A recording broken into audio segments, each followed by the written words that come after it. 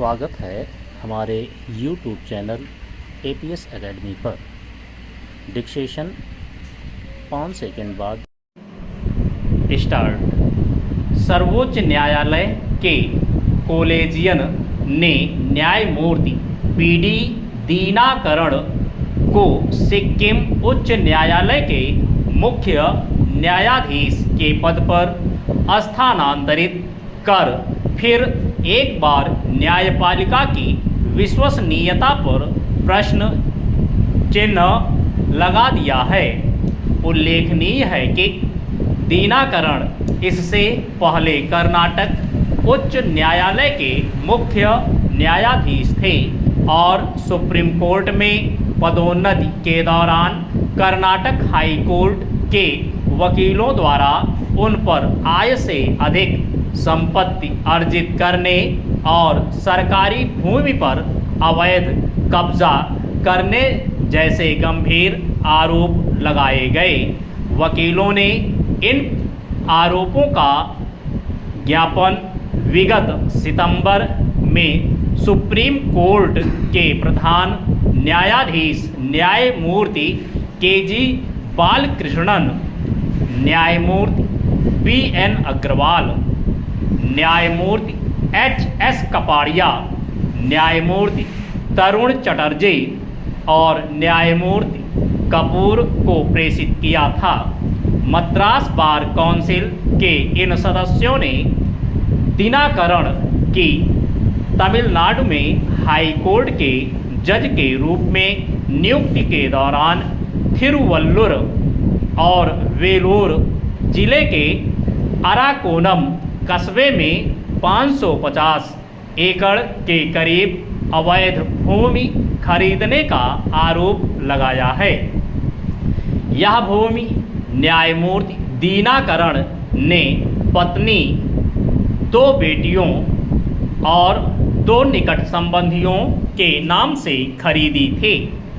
इस जमीन में 41.27 एकड़ जमीन सार्वजनिक भूमि है और 88.33 एकड़ भूमि ऐसी है जिसे तमिलनाडु सरकार द्वारा भूमिहीन गरीबों के लिए वर्गीकृत किया गया था।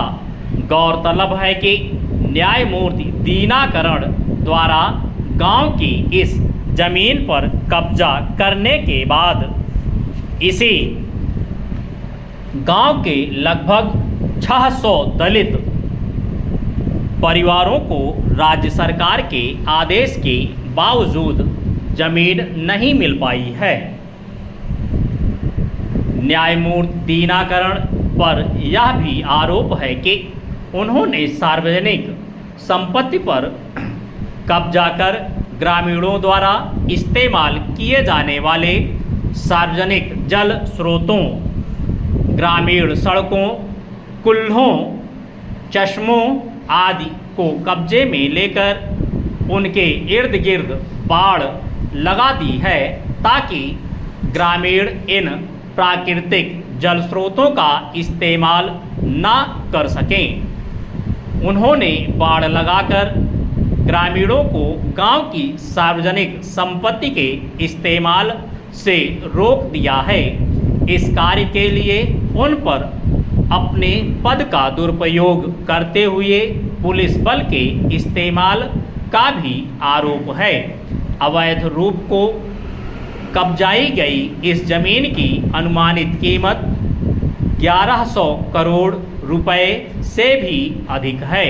इतना ही नहीं, न्यायमूर्ति दीनाकरण पर कई मामलों में अनुचित न्यायिक आदेश देने का भी आरोप है।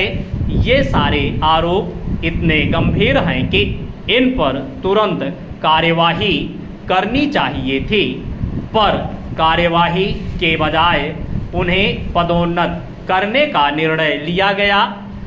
साधारण कर्मचारी की नियुक्ति के पूर्व भी उसके संबंध में पूरी छानबीन की जाती है। यह सचमुच बड़ी हैरानी की बात है कि सुप्रीम कोर्ट के न्यायाधीश जैसे पद पर पदोन्नति से पूर्व इन तथ्यों का ध्यान नहीं रखा गया।